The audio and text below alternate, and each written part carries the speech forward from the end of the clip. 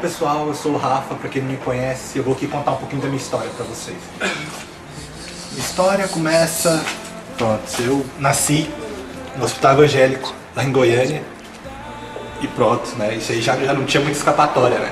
O chamado já tava ali. E eu cresci no meio evangélico, sempre fui pra igreja desde pequeno e tal, escolinha dominical, cultos, eu tava sempre ali. Cresci como Samuel, né? Na graça de Deus. E foi um crescimento tipo. Quando eu fiz, foi tudo gradativo, né? Você esperava ser tão jovem cristão na época. Eu fiz 11 anos, eu comecei o discipulado, com 12 eu fui batizado, batizei nas águas, fui batizado com o Espírito Santo e tudo. E já estava inserido no ministério da igreja, no ministério do louvor. Até que era o que parecia por fora, mas não era o que realmente era a minha vida, né? Logo depois que eu batizei com 13 anos, eu já comecei meio que balançar, porque a igreja, naquela época, para mim, foi sempre uma coisa que foi imposta. Não foi uma coisa que me dava... Não era uma coisa que eu tinha um livre-arbítrio de escolher, hoje eu vou para a igreja, hoje eu vou prestar culto a Deus. Era uma coisa que, tipo, minha mãe ia, meu pai ia, minha avó ia, minha família toda ia, e eu tinha que ir atrás. E aquilo começou para mim a ser mais uma obrigação, começou a ser um fardo. Eu comecei a afastar aquilo de mim. E o que aconteceu foi que eu comecei a me afastar mesmo da igreja. Meus amigos eram todos da igreja, todos. A gente cresceu tudo no mesmo bairro, na mesma igreja. E não foi só eu, né, cara? A gente começou muito a sair porque isso ficou mesmo como se fosse uma obrigação, começou a ficar pesado.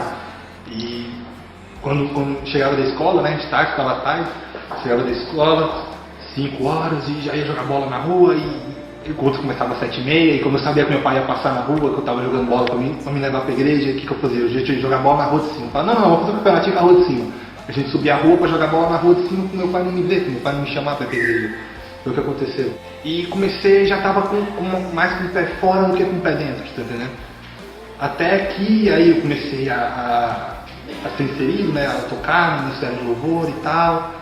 E isso me segurou mais um tempo, mas como eu não tinha muita utilidade, né, que é a palavra, porque lá a gente não tinha esse sistema de revezamento que a gente tem hoje.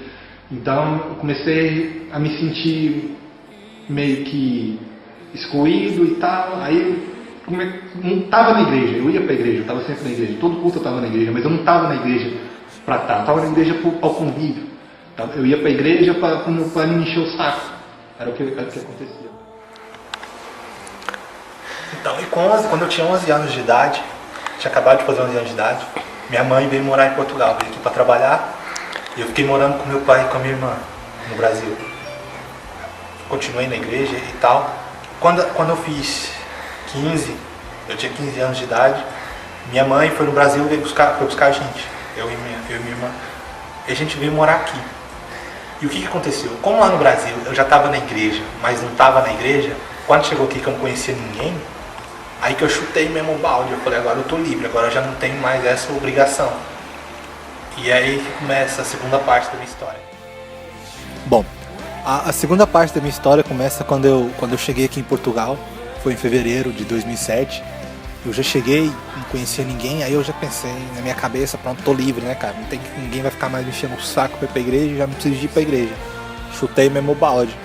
Quando eu cheguei aqui tava muito frio, né? Era uma coisa que eu não tava acostumado, porque eu sou de Goiás, né? Lá faz 40 graus na sombra. E aqui o frio, misericórdia. Aí na escola, aquele frio. E com frio, né? E um amigo, entre aspas, né? Ele pra mim falou, olha, você tá com frio, cara, fuma isso aqui que você vai ficar quentinho e tal. Era um cigarro. E foi a primeira vez que eu fumei. E vou falar a verdade, não fiquei com frio mais. Aí, e nisso uma coisa veio puxando a outra. Uma coisa foi puxando a outra. Aí do cigarro já tava bebendo. E já tava fumando outras coisas. E já tava morto, né? Morto espiritualmente. E já não... Mas tem uma coisa que sempre me marcou, que toda vez que eu tava fazendo alguma coisa errada, vinha uma música da igreja que a gente tocava na minha cabeça. Toda vez vinha qualquer música, era a maneira do Espírito Santo tinha de me incomodar. Falar, mano, você tá fazendo errado, cara, você não devia estar fazendo isso, você não é dessa... Você não é do mundo, cara. Você vive no mundo, mas você não é do mundo. Mas mesmo assim, aí era que eu bebia mais pra calar essa voz, né? Mesmo pra fazer calar esquecer. o Espírito Santo, né? Era minha, pra mesmo, na pra... minha fase que eu tinha vivido no Brasil, de igreja e tal.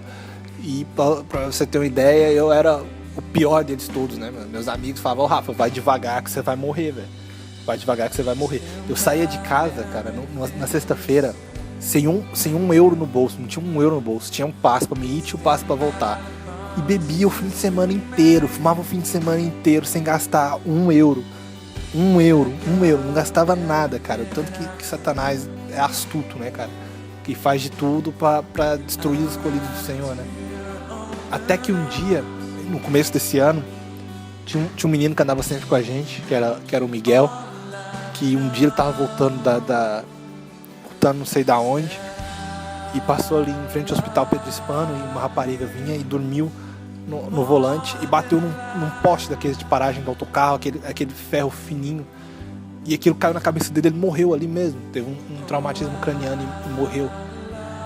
E ali, aquela hora veio na minha cabeça, né, cara? 7 anos que eu vivendo nessa vida louca e nada de que já tinha acontecido comigo, nunca tinha sido roubado. E veio na cabeça meus amigos contando histórias, né? Ah, fui roubado, aconteceu não sei isso, lá na escola mesmo. Ah, não sei quem levou uma faca e queria dar uma facada e não sei quem. E sempre, apesar de eu estar no mundo, o Espírito Santo sempre me dando um livramento. Porque apesar de eu estar fora, meu pai nunca desistiu de mim, sabe? Tava sempre orando por mim, minha avó também, o pessoal lá no Brasil. E minha irmã também, todo mundo. Aí eu tentei voltar pra igreja em fevereiro, mas não tive força suficiente, não consegui. Até que a Ellen começou a vir na Sara, veio no revisão de vida da Sara Nossa Terra. E ela foi no revisão, eu não entendia nada, né? Ela foi no revisão e ficou fim de semana fora, eu também fiquei o fim de semana fora, só quando tava na revisão. E o que aconteceu? Ela voltou do revisão e falou, olha, eu vou mudar de igreja, eu vou passar a Nossa Terra. E eu já conhecia a Sara Nossa Terra, porque eu já tinha ido na Sara uma vez lá no Brasil. Eu sabia como é que era, mais ou menos. Ela, olha, agora eu tô na Sara Nossa Terra. E eu, beleza. Ela, olha, vamos no sábado, de jovens, arena e tal. Eu falei, não vou não. Na outra semana, vamos no sábado, curtir jovens, arena e tal, que não sei o que e tal. E nisso, o Vinícius, que era daqui da Sara, começou a fazer amizade comigo. Quando eu voltei pra igreja foi uma coisa assim mesmo, deu pra ver mesmo o plano de Deus na minha vida. Ia haver um campeonato entre igrejas há um tempo atrás e aparentemente faltava gente aqui pra jogar, passar a Nossa Terra, e a Ellen falou com o Vinícius, pro Vinícius me chamar pra mim jogar. E o Vinícius falou assim, olha, você vem aqui na igreja no sábado e a gente conversa. E foi quando eu vim, e aqui foi o Arena Altar, em que Deus me tocou muito, e quando o pastor Nair fez o apelo para quem queria voltar para a igreja e voltar para os caminhos do Senhor, eu vim, me ajoelhei aqui no altar e voltei, e encontrei aqui pessoas maravilhosas para me ajudar nessa caminhada, que às vezes é muito difícil, não vou mentir, é difícil, cara, é muito difícil, mas só de pensar que você pode a qualquer hora ligar para o seu líder e falar, olha, estou precisando de ajuda, você pode vir aqui conversar comigo, e ele para o que ele está fazendo para vir te ajudar, cara, isso é uma coisa que te motiva muito, cara. E também essa dinâmica de equipas e tal, uma coisa que te motiva. Você tá aqui a cada dia você tá aqui, mata um leão por dia, pisa na cabeça do capeta o dia inteiro, cara. E isso é muito, não tem coisa lá fora que pague o prazer de estar aqui dentro.